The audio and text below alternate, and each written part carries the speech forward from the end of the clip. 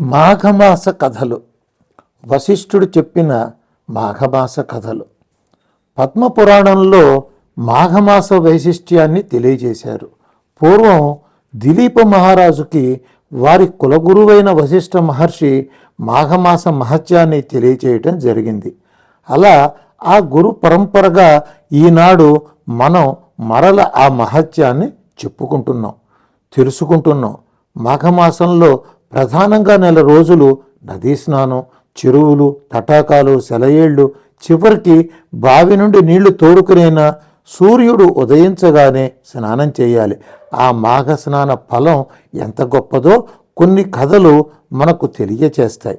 దిలీప మహారాజు తన నగరమునకు సమీపంలో ఉన్న అడవి నుండి కొన్ని క్రూర మృగాలు తరచుగా తన ప్రజల మీద దాడి చేసి ప్రాణ నష్టం కలిగిస్తున్నాయని వేటకు బయలుదేరాడు. రాజసైన్యాన్ని చూసి అవి ఇంకా దూరంగా ఉన్న కీకారణ్యంలోకి పరిగెత్తాయి. రాజుగారు పట్టుదలతో వాటిని వెంబడించాడు. అలా వేటాడుతూ అలసిపోయి ఒక సరస్సు దగ్గరికి దాహం తీర్చుకోవటానికి వెళ్ళాడు. దాహం తీర్చుకున్నాడు. అదే సమయంలోనికి ఆ తప్పించుకున్న ఆ క్రూర మృగాలు కూడా ఆ సరస్సు వద్దకే చేరాయి. దిలీపుడు ఆయన సైన్యం వాటిని చంపి ఆ చర్మాలు వరిచి తమతో తీసుకు వెళుతున్నారు. దిలీపుడికి దారిలో మహా తేజస్సుతో వెలిగిపోతున్న ఒక బ్రాహ్మణుడు ఎదురుపడ్డాడు. దిలీపుడు ఆ విప్రునికి సవినయంగా నమస్కరించాడు. ఆ బ్రాహ్మణుడు దిలీప మహారాజు వినయానికి సంతోషపడి ఆయనకు సహాయం చేయాలని, మహారాజా, ఇది మాఘమాసం, సరస్సు దగ్గరకు వెళ్ళి కూడా స్నానం చేయకుండా వెళ్ళిపోతున్నావు. మాఘమాస స్నానం ఎంత శ్రేష్టమైనదో తెలియదా? మీ కులగురువు వశిష్ఠులు వారు చెప్పే ఉంటారు, నీవు మర్చిపోయి ఉంటావు అన్నాడు. దిలీపుడు, స్వామి, అడవిలోకి వచ్చి ఎన్నాళ్ళయిందో తెలియదు, అలసిపోయాను. గురువుగారు చెప్పే ఉంటారు, దయచేసి మీరు తెలియచేయండి అని అడిగాడు. ఆ బ్రాహ్మణోత్తముడు, నీవు రాజ్యానికి వెళ్ళగానే వశిష్ఠుల వారిని అడుగు, ఆయనే చెబుతాడు అని వెళ్ళాడు. దిలీపుడు రాజ్యానికి చేరుకుని వశిష్ఠుల వారిని మాఘమాస మహత్యం గురించి తెలియచేయమని వేడుకున్నాడు. వశిష్ఠ మహర్షి మాఘ వైశిష్ట్యాన్ని తెలియచేసే కథలను దిలీప మహారాజుకు చెప్పసాగాడు. మనం ఒక్కొక్కటి తెలుసుకుందాం. గంధర్వునికి పులిముఖం తొలగుట.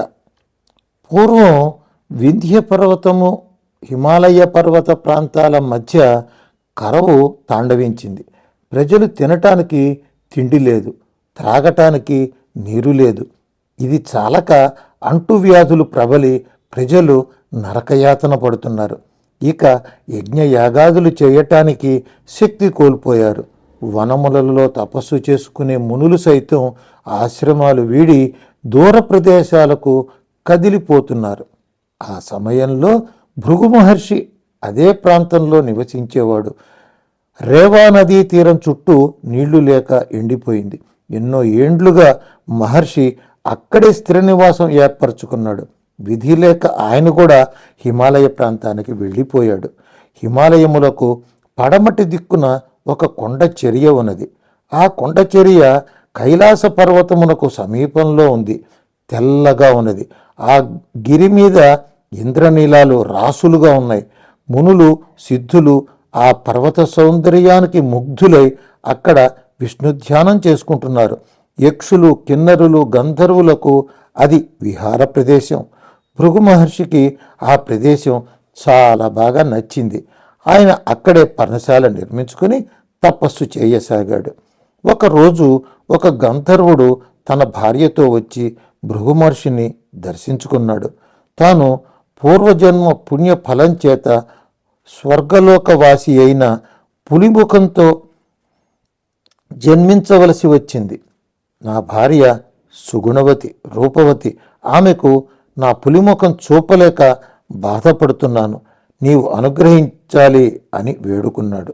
భృగు మహర్షి ఆ గంధర్వ యువకునితో, నీవు దురదృష్టవంతుడివి. పాపం, పేదరికం, దురదృష్టం తొలగిపోవాలంటే మాఘమాస స్నానం ఒక్కటే సులభమైన ఉపాయం. నీ సమయం బాగుంది. ఇప్పుడు మాఘమాసం ప్రారంభమైంది. మీ దంపతులు ఇక్కడ ప్రవహిస్తున్న నదిలో స్నానం చేసి రండి. మీ దురదృష్టం తొలగి అదృష్టం మిమ్మల్ని వరిస్తుంది అని వారికి నమ్మకం కలిగించి పంపాడు. ఆ దంపతులు విష్ణువుని స్మరించుకుంటూ 3 సార్లు నదిలో మునిగి లేచారు. అంతే, గంధర్వుడికి పులి ముఖం పోయి గొప్ప తేజస్సుతో కూడిన ముఖం వెలిగిపోయింది. ఆ దంపతులు భృగు మహర్షికి ధన్యవాదములు చెప్పి వెళ్ళారు. మృగశృంగ మహర్షి.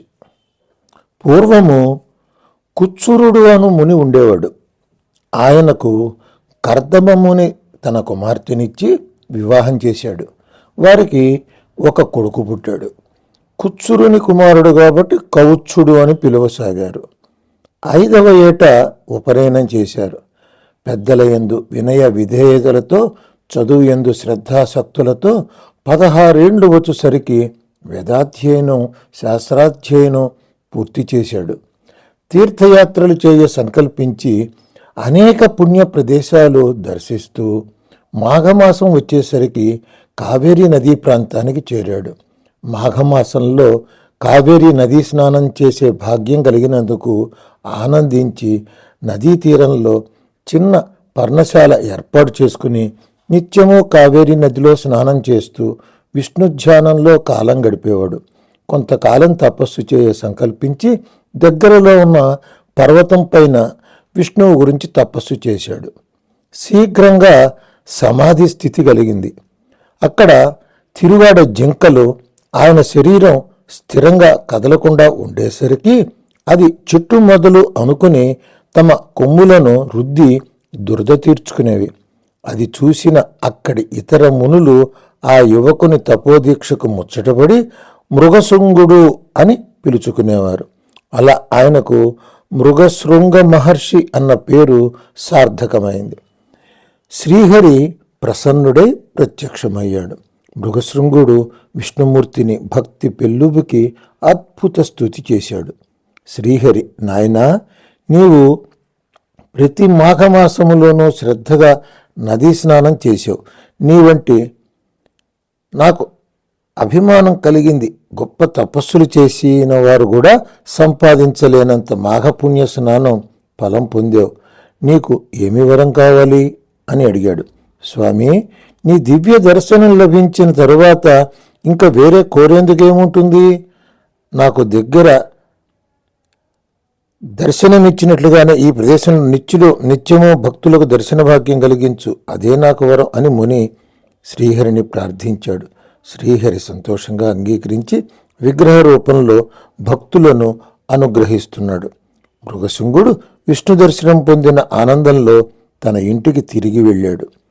తల్లిదండ్రులు పుత్రుని చూసి ఆనందించారు.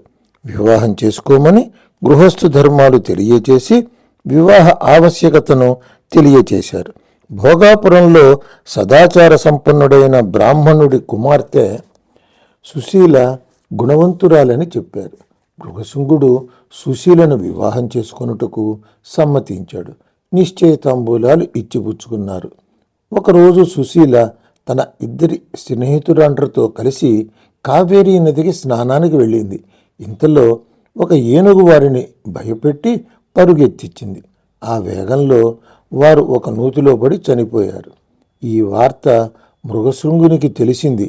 ఆయన వారి శరీరాలు భద్రంగా చూసుకోమని తాను కావేరీ నదిలో నిలబడి ధ్యానం చేసి వారికి తిరిగి ప్రాణాలు తెప్పిస్తానని వేగంగా కావేరీ నదికి వెళ్ళి ధ్యానం చేయసాగాడు. ఇంతలో ఆడపిల్లల మరణానికి కారణమైన ఆ ఏనుగు అడవి అంతా ఘీంకరిస్తూ తిరిగి కావేరీ నదికి చేరింది.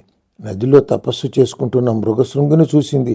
తన తొండంతో ఎత్తి పట్టుకుని పరిగెత్తసాగింది. త్రికాలవేది అయిన ఆ మహర్షి ఆ ఏనుగే ఆడపిల్లల మరణానికి కారణమైనదని గ్రహించాడు. వెంటనే తన మాఘస్నాన ఫలములో ఒకరోజు స్నాన ఫలం ఆ ఏనుగుకు దారపోశాడు. ఆ ఏనుగు వెంటనే ఏనుగు రూపం వదిలి దేవలోకవాసిగా దర్శనమిచ్చి తనకు శాప విమోచనం కలిగించినందుకు మహర్షికి నమస్కరించి వెళ్ళాడు. మృగశృంగ మహర్షి తిరిగి కావేరీ నదిలోకి దిగి యముని అనుగ్రహం కోసం తపస్సు ప్రారంభించాడు. యముడు ఆయన కఠోర దీక్షకు భూతదయకు ఆనందం కలిగి మహర్షి ఎదుట ప్రత్యక్షమైనాడు. మహర్షి చనిపోయిన ఆ 3 కన్యలకు ప్రాణం పోయమని ప్రార్థించాడు. యముడు తదాస్తు అన్నాడు. ఆ 3 కన్యలు నిద్ర నుండి లేచినట్లు లేచారు. వారు తమ తల్లిదండ్రులకు తాము యమలోకంలో చూసిన విశేషాలు చెప్పారు. పాపము చేసిన వారిని కాలే ఇనుప స్తంభానికి కట్టేస్తారు, కాగే నూనెలో వేయిస్తారు, విషపురుగులు ఉన్న గోతిలోకి నెడతారు. ఇలా యమలోకంలో వేసే శిక్షల గురించి చెప్పగానే వారి తల్లిదండ్రులు భయపడ్డారు. అప్పుడు ఆ కన్యలు, దానికి భయపడనవసరం లేదు, దానికి ప్రతి జీవుడు మాఘమాసంలో నదీ స్నానం చేసినట్లయితే పాపములు తొలగి స్వర్గలోక ప్రాప్తి లభిస్తుంది. మాఘస్నానం చేసి విష్ణు పూజలు చేసి యథాశక్తి దానాలు చేసిన వారికి నరకంలో బాధలు ఉండవు. అది మేము అక్కడే తెలుసుకున్నామని ఆడపిల్లలు చెప్పారు. వారి తల్లిదండ్రులు, ఈ విషయం మీకెలా తెలుసు అని అడిగారు.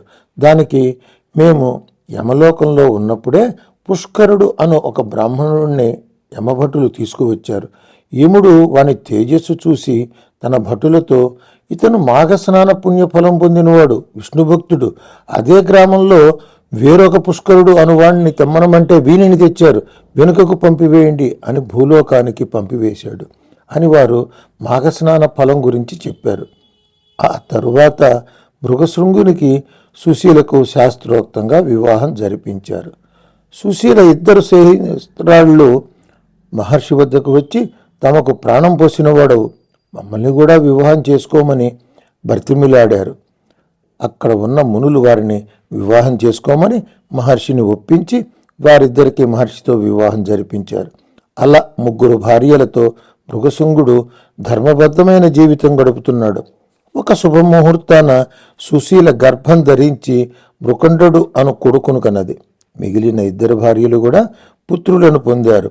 వారిని విద్యావంతులను చేసి వివాహములు జరిపించాడు. మృగశృంగ మహర్షికి మనుమలు కూడా పుట్టిన తరువాత తన వంశవృక్షం విస్తరిస్తున్నందుకు సంతోషంతో విష్ణు ధ్యానం చేస్తూ శ్రీహరి కృపతో వైకుంఠవాసానికి వెళ్ళాడు.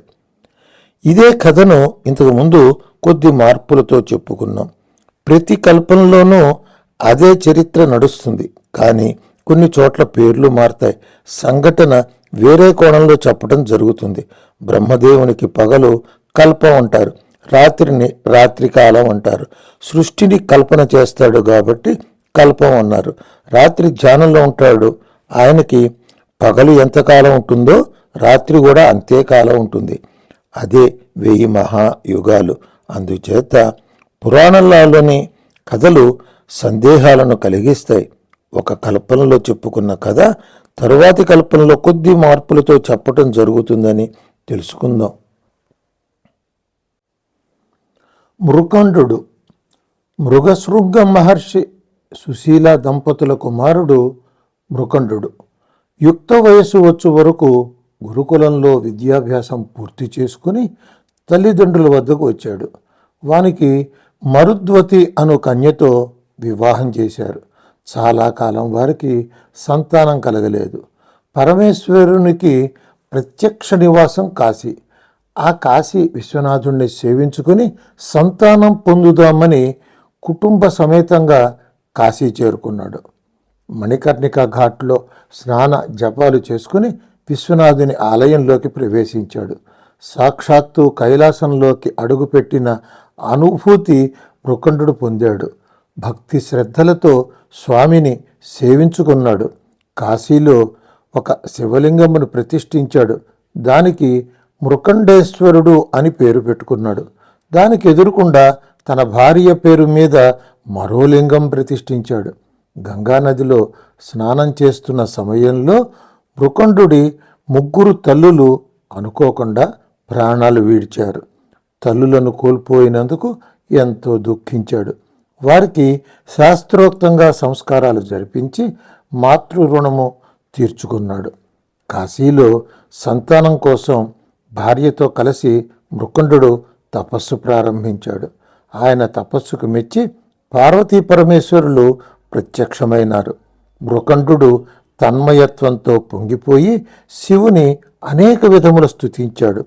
పరమేశ్వరుడు ప్రసన్నంగా మునివంక చూసి, మీ భక్తికి తపస్సుకు మెచ్చి మీ కోర్కెలు తీర్చటానికి వచ్చాను, ఏమి వరం కావాలో కోరుకోమన్నాడు.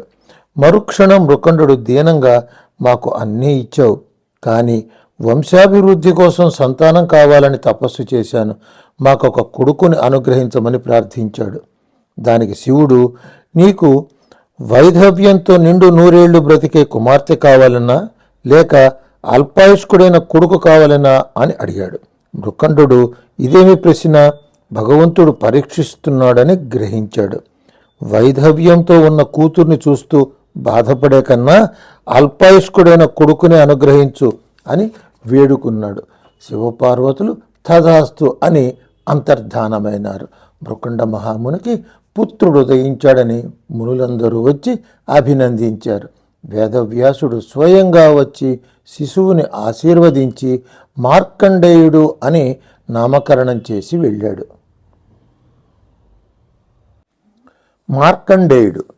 మార్కండేయుడు పుట్టినప్పుడు జాతకం వేసి ఆయుర్దాయం 16 సంవత్సరాలేనని నిర్ణయించారు. 5వ ఏటనే ఉపనయనం, ఆ తరువాత విద్యాభ్యాసం ప్రారంభించాడు. అతి స్వల్ప కాలంలోనే ఏకసంతాగ్రాహి అగుట చేత సకల శాస్త్ర కోవిదుడైనాడు. తల్లిదండ్రుల యందు, గురువుల యందు, సత్పురుషుల యందు భక్తిభావంతో పలువురి ప్రశంసలు అందుకుంటున్నాడు. 16వ సంవత్సరం ప్రారంభమైంది. తండ్రి మృకండునికి, తల్లి మరుద్వతికి భయం, ఆందోళన మొదలైంది. పిల్లవానికి జన్మదినోత్సవం వేడుకగా మునులందరినీ ఆహ్వానించారు. వచ్చిన పెద్దలందరూ మార్కండేయుణ్ణి దీర్ఘాయుష్మాన్ భవ అని దీవించారు. వశిష్ఠ మహర్షి కూడా వచ్చిన వారిలో ఉన్నాడు.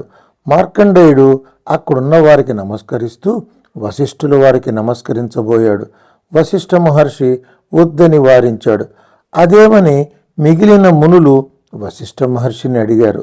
దానికి వశిష్ఠ మహర్షి, వీనికి ఈ సంవత్సరంతో ఆయుర్దాయం తీరిపోతోంది, మీరందరూ వీనిని దీర్ఘాయుష్మంతునిగా ఎలా దీవించారు అని అడిగాడు. మునులందరూ తమ వాక్కు వృధా అవ్వకూడదని బాధపడి వశిష్ఠుల వారిని ఏదైనా ఉపాయం ఆలోచించి చెప్పమన్నారు. వశిష్ఠ మహర్షి మిగతా ఋషులతో, ఈ బాలుని మనం బ్రహ్మదేవుని వద్దకు తీసుకువెళదాం, అందరం కలిసి బ్రహ్మదేవుని దగ్గరకు వెళ్ళారు. మార్కండేయుడు బ్రహ్మదేవునికి నమస్కరించాడు. బ్రహ్మదేవుడు వాత్సల్యంతో, చిరాయువుగా జీవించు తండ్రి అని ఆశీర్వదించాడు. అప్పుడు వశిష్ఠ మహర్షి మార్కండేయుని జన్మ వృత్తాంతం బ్రహ్మకు తెలియచేశాడు. బ్రహ్మదేవుడు క్షణము ఆలోచించి మార్కండేయుని దగ్గరకు తీసుకుని, పరమేశ్వరుడు వీనికి సంపూర్ణ ఆయుర్దాయం ప్రసాదించుగాక అని మనసులో శివుణ్ణి ధ్యానించాడు. ఆ తరువాత, మహర్షులారా, పిల్లవాని ఆయుర్దాయానికి ఏ ప్రమాదము లేదు, మీరంతా ఆనందంగా వెళ్ళి రండి అన్నాడు. మార్కండేయునితో కాశీకి వెళ్ళి నిత్యము విశ్వనాథుని సేవలో తరించు అని పంపాడు బ్రహ్మదేవుడు. మార్కండేయుడు ఇంటికి చేరి తల్లిదండ్రులతో జరిగింది చెప్పాడు. పిల్లవాడిని విడిచి ఉండలేక కుటుంబం అంతా కాశీకి బయలుదేరి వెళ్ళారు. కాశీ విశ్వనాథుని మందిరానికి సమీపంలో ఒక ఆశ్రమం ఏర్పాటు చేసుకున్నాడు మృకండ మహర్షి. మార్కండేయుడు శివనామ స్మరణతో శివలింగం చెంతనే ఉండిపోయాడు. మరణమాసన్నమైంది. యమధర్మరాజు తన భటులను మార్కండేయుని ప్రాణాలు తీసుకురమ్మనమని పంపించాడు. యమభటులు శివ సాన్నిధ్యంలో ఉన్న మార్కండేయుని పైకి మరణపాశములు విసరలేకపోతున్నారు. మార్కండేయుని చుట్టూ గొప్ప తేజోవలయం ఏర్పడింది. ఆ తేజస్సు యమభటులపై అగ్నికణముల కంటే అధిక బాధమును కలిగించింది. యమభటులు భయపడి యమధర్మరాజు వద్దకు వెళ్ళి జరిగినది వివరించి, ఆ బాలుని ప్రాణాలు తీసుకురాగలిగిన శక్తి తమకు లేదని విన్నవించుకున్నారు. యమధర్మరాజు యమపాశంతో తానే స్వయంగా మార్కండేయుని వద్దకు వచ్చాడు. యముడు ప్రాణాలు తీసుకువెడతాడు అనుకున్న వెంటనే మార్కండేయుడు శివలింగాన్ని కౌగిలించుకుని శివధ్యానంలోకి వెళ్ళిపోయాడు. మార్కండేయుని ప్రార్థనకి శివుడు లింగము నుండి వచ్చి త్రిశూలంతో యముని సంహరించాడు. మార్కండేయుడు రక్షించబడ్డాడు. బ్రహ్మాది దేవతలు వచ్చి ఈశ్వరుణ్ణి స్తుతించి శాంతింపచేశారు. బ్రహ్మ వినయంగా, పరమేశ్వరా, యముడు తన కర్తవ్యం నిర్వహించాడు. నీవే కదా మార్కండేయునికి 16 ఏండ్ల ఆయుర్దాయం ఇచ్చింది. మార్కండేయుణ్ణి చిరంజీవిని చేశావు. ధర్మాన్ని రక్షించేందుకు యముడు మనకు చాలా అవసరం కదా అని ప్రార్థించాడు. ఈశ్వరుడు యమునికి ప్రాణదానం చేసి ఇకపై నా భక్తుల జోలికి రావద్దు అని హెచ్చరించి అంతర్ధానమైనాడు. దేవతలు మార్కండేయుణ్ణి ఆశీర్వదించి వెళ్ళారు. మృకండ మహర్షి తాను చేసిన మాఘస్నాన ఫలం తన కుమారునికి ఆయుర్దాయాన్ని ఇచ్చిందని ఆనందపడ్డాడు. మాఘమాస స్నాన వైభవాన్ని ప్రచారం చేశాడు. పుణ్యతీర్థాలలో మాఘస్నానం. దిలీప మహారాజు వశిష్ఠ మహర్షిని మాఘమాసంలో ఏ ఏ తీర్థములను సేవించాలి అని అడిగాడు. దానికి వశిష్ఠ మహర్షి వివరించి చెప్పారు. మాఘమాసంలో నదీ స్నానం ప్రధానం. స్నానం చేయకుండా కేవలం తీర్థములు సేవించిన చాలు అనుకుంటే అది చాలా తప్పు. మాఘమాసంలో ఏ నదిలోని జలమైనను అది గంగాజలముతో సరి సమానం. దానివలన మాఘమాసంలో నదీ స్నానం తప్పనిసరిగా చేయాలి. మాఘస్నానం చేసిన వారికి గత 7 జన్మలలోని పాపాలు నశిస్తాయి. మాఘమాసం నదీ స్నానాలు చేసుకుంటూ శివకేశవుల 360 పుణ్యక్షేత్రాలు దర్శించిన జన్మరాహిత్యం పొందుతారు. ప్రయాగలో గంగా స్నానం చాలా ఉత్తమం. గంగాసాగర సంగమ ప్రదేశంలో గంగాసాగర్ స్నానం చేస్తే 7 జన్మల పాపాలు నశిస్తాయి. మరొక పుణ్యక్షేత్రం త్రయంబకం. అక్కడ గోదావరి జన్మస్థలం. అక్కడ గౌతమ మహర్షి తనకు అంటుకున్న గోహత్యా పాతకాన్ని పోగొట్టుకునేందుకు శివుని గురించి తపస్సు చేసి గోదావరిని గోహత్య జరిగిన ప్రదేశానికి తరలించాడు. మాఘమాసంలో గోదావరిలో స్నానం చేసిన వారికి సర్వపాపాలు తొలగి ఇహము పరము ఆనందమయమవుతాయి. గోదావరిలో అనేక ఉపనదులు కలిసి ప్రవహిస్తాయి. అలా పరంతప అను ఉపనది ప్రవహించే స్థలంలో శివుడు లింగ రూపంలో దర్శనమిస్తున్నాడు. ఆ నది ఆవలగా ప్రభావం అను పావన ప్రదేశం ఉన్నది. ఆ క్షేత్రం బ్రహ్మహత్యా దోషమును సైతం పరిహరిస్తుంది అని తెలియచేశాడు.